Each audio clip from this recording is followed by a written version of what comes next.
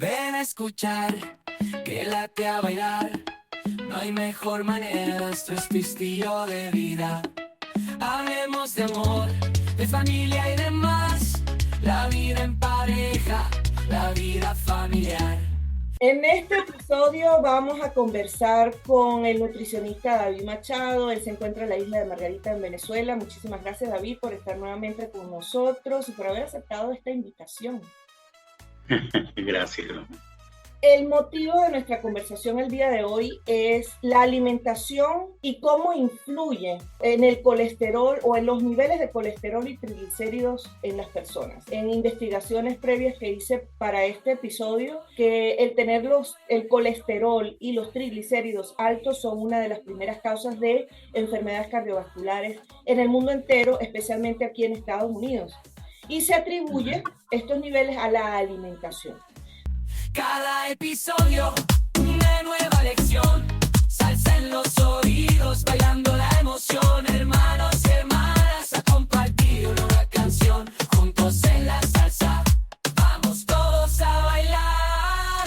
Antes de comenzar a indagar en la alimentación, a mí me gustaría que comenzáramos porque nos expliques qué son los triglicéridos y qué es el colesterol. Fíjate bien, los triglicéridos es la grasa más abundante en la naturaleza. ¿Por qué? Bueno, es la forma de acumulación de grasa en los animales. O sea, la reserva grasa del organismo está constituida por los triglicéridos que son utilizados como fuente de energía en condiciones de ayuno. Cuando la persona está bien alimentada, pues prácticamente no utiliza la grasa como fuente de energía, utiliza el azúcar. Cuando los niveles de azúcar disminuyen en sangre, entonces se activa la salida de los triglicéridos para que sean utilizados como fuente de energía.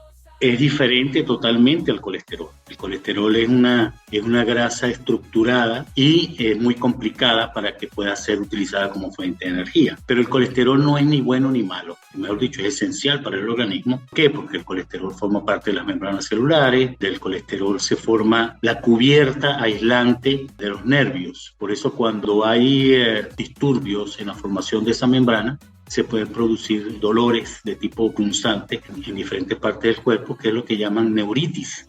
Y entonces hay que dar vitamina B12 para que produzca la vaina de mielina a partir del colesterol. El colesterol también es esencial para la estructura del cerebro. Prácticamente el 90% de la estructura del cerebro está formada por colesterol. Además, el colesterol es esencial para la síntesis interna de vitamina D. La vitamina D se activa en el cuerpo por la luz solar. Entonces, las personas que, por ejemplo, viven en zonas donde hay poca iluminación solar, pues pueden tener deficiencia de vitamina D y tienen que tomarla. Pero las personas que vivimos, por ejemplo, en el trópico, donde hay buena radiación solar, se sintetiza rápidamente en la piel por los rayos solares. Ahora bien, todas las células contienen colesterol, pero ellas mismas regulan su concentración. Es decir, hay como un depósito dentro de las células donde el colesterol va llenando esos depósitos, pero cuando ya está lleno, el colesterol empieza a aumentar. Ahora bien, el colesterol es una molécula que en grandes cantidades pueden ser atrapadas por las arterias y eso hace que la pared de la arteria vaya protuyéndose, es decir, saliéndose hacia la luz por la inflamación o por el aumento de esas células, y eso disminuye el calibre de las arterias. Eso es lo que se llama el ateroma. Y lo peligroso es cuando ocurre en las arterias coronarias del corazón. Producen una disminución del flujo sanguíneo y el corazón empieza a sufrir de hipoxia, es decir,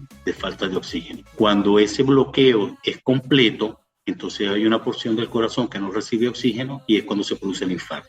La otra cosa es que el colesterol penetra en las membranas cuando están en exceso y va endureciendo las arterias. Eso hace que la elasticidad de la arteria que se produce cuando el corazón late, las paredes de las arterias se van endureciendo, le hacen resistencia a ese flujo sanguíneo, a ese latido del corazón, a esa bomba. Eso aumenta la presión y eso conduce a la hipertensión. Es muy poco el colesterol que se absorbe a nivel intestinal. Aproximadamente del 100% del colesterol que se consume apenas se absorbe hasta el 30%. La regulación de la concentración del colesterol es mixta. Uno que entra por la ingesta y el otro que se produce dentro del cuerpo. La grasa que tú consumes no es la que produce el colesterol. Es decir, que no es culpa de las grasas saturadas. Por supuesto, es dañino consumir mucha grasa saturada porque hay un aumento de triglicéridos. ¿Qué es lo que estimula a producir colesterol en grandes cantidades?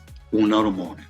y esa hormona se llama insulina. Entonces, si hay una sobredosis o un aumento en la cantidad de insulina circulante, hay mayor estimulación de esta enzima y esta produce más colesterol. En resumen, el culpable de la producción de colesterol no es el colesterol mismo que se ingiere, sino el colesterol endógeno que se produce por el exceso del consumo de carbohidratos. Todo está relacionado, una cosa lleva a la otra, incluso cuando hablamos de la vitamina B12, el hígado, la vitamina D, la falta de sol, todo se conecta y produce todos estos niveles altos de colesterol y altos de triglicéridos.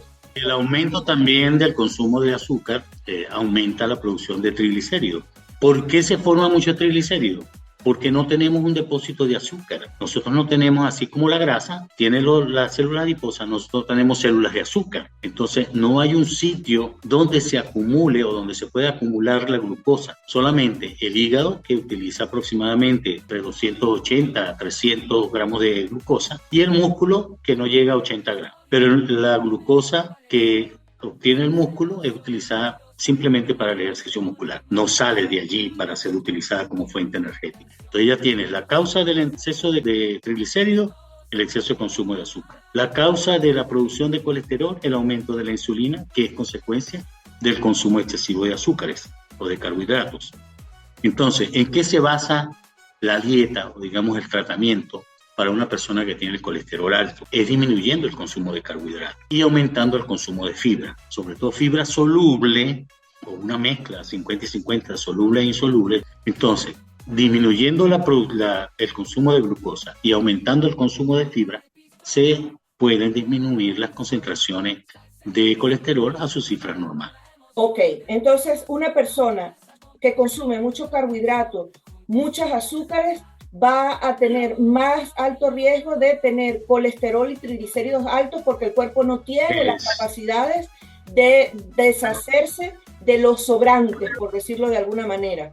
Y una persona que tiene colesterol, triglicéridos altos, tiene más alto riesgo de sufrir enfermedades cardiovasculares como hipertensión arterial e infartos, y también me imagino que todo eso lleva al sobrepeso. Por supuesto. Y otra cosa que me llamó muchísimo y poderosamente la atención fue la relación de colesterol alto, triglicéridos altos, problemas en el hígado, deficiencia de vitamina D, especialmente en personas que viven en áreas como donde vivo yo, que hay poco sol, especialmente en los meses de invierno, tienen que consumir vitamina D, y también deficiencia de vitamina B12, porque los altos niveles de colesterol y triglicéridos causan problemas y dolores musculares, problemas en las articulaciones, porque no hay creación de vitamina B12. Todos estos problemas de salud se pueden resolver con una buena alimentación, ¿correcto? Claro, con una alimentación balanceada. Adicionalmente a un medicamento, se pueden mezclar las dos cosas, ¿correcto? Claro, por supuesto. Por supuesto, lo que pasa es que el medicamento tiene que colocarlo al médico, ¿no? Claro, obvio. Pero se puede, y otra cosa que también me llamó la atención, y creo que no voy a estar equivocada cuando digo que una de las formas de eliminar el azúcar es ejercitándose. Lo que pasa es que hay dos tipos de ejercicio. Hay un ejercicio que es rápido, y en los ejercicios rápidos de alta velocidad, por ejemplo, la carrera de 100 metros plano, el tipo de actividad deportiva que dura poco tiempo. De alto impacto. De alto impacto, solamente se utiliza glucosa como fuente de energía. Ahora, la actividad física que es prolongada, es decir, que tiene más tiempo, utiliza la grasa, porque a lo que se disminuye la glucosa, comienzan a salir los ácidos grasos, los triglicéridos, y son utilizados como fuente de energía por la célula. Eso es en el ejercicio prolongado. De ahí que, por ejemplo, el ejercicio de caminar, de trotar, el ejercicio en gimnasio de aeróbic y ese tipo de cosas que son prolongadas en el tiempo, ayudan a quemar los triglicéridos, o sea, que sean utilizados como fuente de energía. ¿Ok? El colesterol sí no puede ser utilizado como fuente de energía, la única forma de disminuirlo es disminuyendo el consumo de carbohidratos y aumentando el consumo de fibra. Entonces, la dieta tiene que ser una dieta balanceada en la cual haya una entrada, que puede ser una ensalada, puede ser una sopa. El plato principal, la proteína, puede ser de cualquier forma, cualquier cosa que camine, corra, vuele o nade, que tenga pelo, plumas o escamas y que se pueda comer. Y sus productos como los quesos y los huevos y algunas leguminosas que tienen alto contenido proteico como la soya, como las caraotas, etcétera, etcétera. Ese tipo de, que además de que aportan fibra, también aportan una buena cantidad de proteína. Esa proteína tiene que ser acompañada por una cantidad aproximadamente igual de carbohidratos. Es decir, hay que cambiar el consumo de pasta con salsa de carne a utilizar carne con pasta. Que la pasta sea el acompañante de la carne y no el plato principal. Debe ser una cantidad similar, aproximada, aproximadamente el 50 y 50. Si tú consumes 100 gramos de proteína, no deberías consumir más de 100 gramos de carbohidratos. Una buena cantidad de vegetales, sobre todo vegetales frescos, que se puedan consumir, que necesiten poca cocción, disminuyendo el consumo de lo que son los tubérculos, lo que es la papa, lo que es el apio. Si se va a consumir eso, debe ser sustituido el carbohidrato de la dieta. Por ejemplo, si tú comes carne y arroz y quieres comer papa, no puedes comer arroz o comes papa. No puedes incluir dos carbohidratos en el mismo plato. Y una fruta, que puede ser cualquier fruta, ya sea de postre o como bebida. Yo recomiendo mejor la fruta como postre, es decir, la fruta entera o en trozos, que el jugo de fruta. ¿Por qué? Porque el jugo de fruta es más rápido para absorberse el azúcar de la fruta, mientras que cuando se da la fruta entera necesita digestión, etcétera, etcétera. Y eso enlentece la absorción del azúcar de la fruta. Y el tipo de carbohidrato, por ejemplo, hay arroz blanco, arroz negro o arroz integral, hay también pasta que es de arroz, pasta de trigo, o pasta de arroz integral o pasta de arroz blanco. ¿Hay alguna diferencia, algún beneficio entre consumir un tipo o el otro? La diferencia es el tiempo de digestión. Cuando los carbohidratos son más complejos, necesitan mayor tiempo de digestión. Eso, por supuesto, enlentece la velocidad de absorción de la glucosa. Pero en realidad, el tiempo de la absorción no depende de que tenga mayor o menor cantidad de fibra. La velocidad que utiliza el intestino para absorber es la misma, porque es trabajo activo. Pero lo más importante es que la cantidad que haya de proteína y de carbohidratos sea similar, que sea la misma. Normalmente las personas cuando sirven, quizá porque el carbohidrato es siempre o es relativamente más barato que la proteína, la gente tiende a servir más carbohidrato, más arroz, más pasta, más papa, más plátano, que la proteína, que la carne, que el pescado, que el pollo, que el... He visto también en la investigación que hice previa a nuestra conversación de hoy, que cuando se trata de pescados, sugieren mucho el consumo de pescados como el salmón, por ejemplo. ¿Por qué eso? Bueno, porque los pescados de aguas profundas tienen una alta concentración de ácidos grasos omega 3, porque el organismo no los produce. Tenemos que adquirirlos con la dieta, como el consumo de frutos secos, el consumo de semillas. Aguacate. El aguacate tiene monoinsaturado, es omega 9, pero es bueno también. Y los aceites vegetales que contienen ácidos grasos omega 6. ¿Cuál es la importancia del consumo de ácidos grasos omega 3? Que debe haber un balance también entre los ácidos grasos omega 6 y omega 3, sobre todo los omega 6. Cuando se consumen en exceso también pueden bajar la defensa. Ahora, los omega 3 tienen la función contraria. Ellos van a aumentar la respuesta inmunológica. No se puede abusar de ninguno de los dos. ¿Por qué? Porque debe existir un balance. Y un exceso de omega 3, ellos actúan aumentando el tiempo de coagulación de la sangre. Tienden a aumentar la posibilidad de hemorragias. Tienen que ser balanceados. Correcto, y es que el aprendizaje de esto lo diste clarísimo con lo de las proteínas y los carbohidratos, que tiene que ser 50 y 50, ¿no? No debe haber más consumo de carbohidratos o más consumo de proteína, porque ya vemos las consecuencias cuando se consume uno que el otro. En resumen, esta charla nos ha enseñado de distintas maneras, David, es que realmente debe haber un balance de todo. El cuerpo necesita un balance, ese balance lo aporta el estilo de vida que nosotros decidamos seguir o tener, alimentación y ejercicio o actividad física, y eso me recuerda mucho un episodio que hice sobre los países con más longevidad en el mundo, y eso es lo que tú nos has dicho hoy. ¿Cuáles son las características de las personas que viven en estas 5 zonas azules? Es la alimentación balanceada, actividad física constante, un estilo de vida muy familiar, muy jocoso, llevan la vida como muy tranquila, ¿no? Digamos, no se toman nada a pecho, y eso también forma parte de todo esto, ¿no?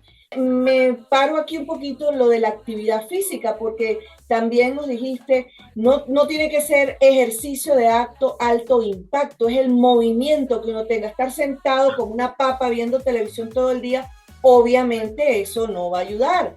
Pero si estamos todo el día moviéndonos, haciendo jardinería, después nos vamos y hacemos limpieza en la casa, y después nos montamos y arreglamos algo en el techo, y después adicionalmente a eso le agregamos un poquito de ejercicio, de rutina de ejercicio, aunque sea media hora todos los días, o una caminata todos los días, eso va a ayudar. O con una bicicleta. Una bicicleta. El asunto es actividad física todos los días y no estar sentado en un computador, porque lamentablemente, y esa es la realidad de muchos trabajadores hoy actualmente, es que el trabajo se está convirtiendo en una silla, un escritorio y el computador. Todo se hace en un computador. Son 7, 8 horas, depende del trabajo, en los que las personas están sentadas sin ningún tipo de actividad física. Exactamente. Y eso pues tampoco sirve. Uno de los mejores ejercicios es la bicicleta. Y la natación, entiendo también, ¿no? La natación también, pero la natación es cuando tú lo haces prolongadamente, pues. La bicicleta es porque en aquellos países donde se utilizan pocos vehículos de combustible, donde la gente anda prácticamente en bicicleta, como decir en Holanda, tienen esos índices de longevidad y de buena salud y menor incidencia de ataques cardíacos, de accidentes cerebrovasculares, de hipertensión y de todo lo demás. ¿Okay? Correcto. Bueno, vamos a resumir esta conversa. ¿Algo que quieras agregar para cerrar este episodio? Consuman proteínas normales, pero que la cantidad de carbohidratos que consuman no sea mayor que la proteína. Eso es esencial para lograr tener un balance. Y aumentar su actividad física. Y otra cosa esencial es disminuir los niveles de estrés. El estrés es sumamente dañino. ¿Por qué? Está comprobado científicamente. Las personas que son estresadas, que mantienen un estrés constante, producen cantidades excesivas de cortisol, de adrenalina. En realidad son hormonas que son utilizadas por el organismo para situaciones de emergencia, pero no para que estén utilizándose todo el día o por grandes periodos de tiempo. ¿Por qué? Porque ellas producen resistencia periférica a la acción de la insulina, porque bloquean los receptores para la insulina, y eso hace que la insulina pase más tiempo circulando, y ya sabes cuáles son las consecuencias. Graves: accidentes cerebrovasculares, ataques al corazón, hipertensión arterial, y de allí a la muerte. Claro, por eso dice que el estrés mata. Correcto. ¿Cuál es la característica de la mayoría de las personas que llegan con infarto a los hospitales? No son obesos, son ejecutivos, son directores, son gente que tiene una actividad que los estresa mucho, y eso les ha llevado a tener hipertensión, a tener acumulación de colesterol y a tener mayor posibilidad de tener un infarto o de tener un accidente cerebrovascular. Bueno, David, ha sido un gusto para nosotros tenerte nuevamente aquí. Igual para mí. Estamos otra vez muy agradecidos por el tiempo que le has dedicado a nuestro estilo de vida. Muchísimas gracias, David.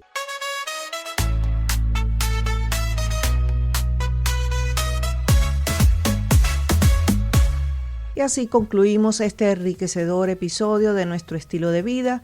Ha sido un placer contar con la sabiduría del nutricionista David Machado, quien nos ha iluminado sobre el impacto de la alimentación en los triglicéridos y el colesterol. Recuerden seguir esas valiosas recomendaciones para llevar una vida más saludable. No olviden suscribirse a nuestro podcast en sus plataformas favoritas para no perderse ningún episodio. Tenemos muchos más temas fascinantes por explorar. Manténgase atentos a nuestros próximos episodios y gracias por ser parte de nuestra comunidad. Chao, chao. Nuestro estilo de